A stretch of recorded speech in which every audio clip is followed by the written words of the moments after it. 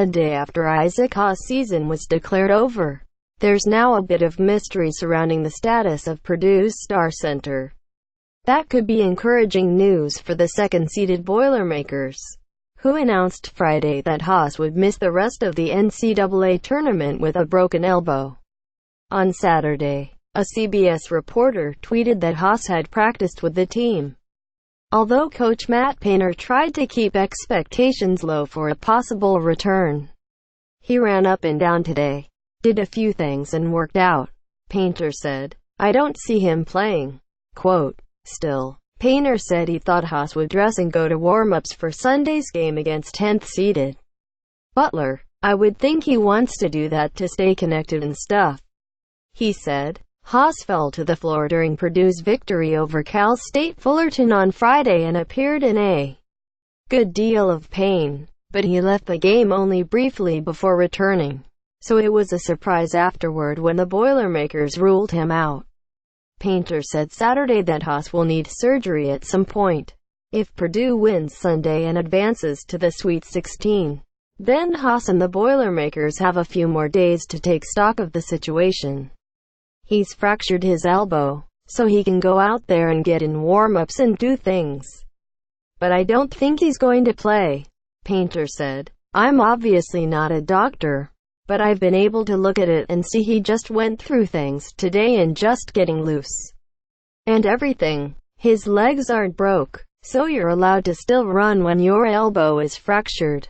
Quote, if Haas is out, the Boilermakers will be missing their best big man, a 7'2" standout who creates so many matchup problems. Purdue has been one of the nation's best three-point shooting teams this season, but without that interior scoring threat, a lot could change, and the Boilermakers haven't had much time to adjust. "We just prepare for Butler," Painter said. "When Vince Edwards went out, and we had to play 2 conference games, we won those games. And you focus on what you have. You don't focus on what you don't have. It's no different than foul trouble. Isaac plays half the game for us. We're used to playing half the game without him. So now we've just got to play a full game without him." Quote, easier said than done, when a defeat can end a season at any time. Injuries like this are magnified. Just ask Virginia, which lost DeAndre Hunter to a broken wrist and then became the first No. 1 seed in the history of the men's NCAA tournament to lose to a No.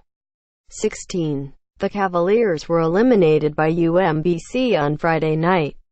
West Virginia coach Bob Huggins had a championship contender of his own derailed by a major injury back in 2000, when he was at Cincinnati.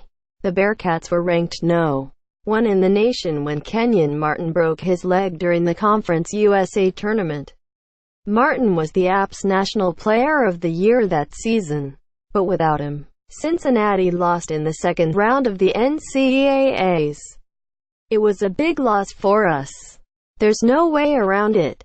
He's a great player." He went on and played 16 years in the NBA after the broken leg.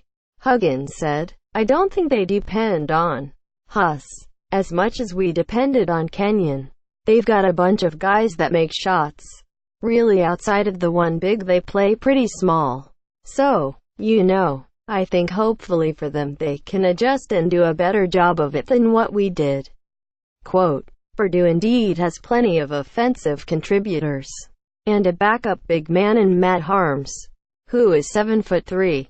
So the Boilermakers will try to prepare as best they can for the challenges brought on by an unexpected injury. "We're not going to hang our heads on it," Edwards said. "He's going to be our biggest cheerleader. We're going to go out and play for him." Quote, printable NCAA men's tournament bracket. How to stream all 67 games in the NCAA tournament. 10 weirdest mascots in the NCAA tournament.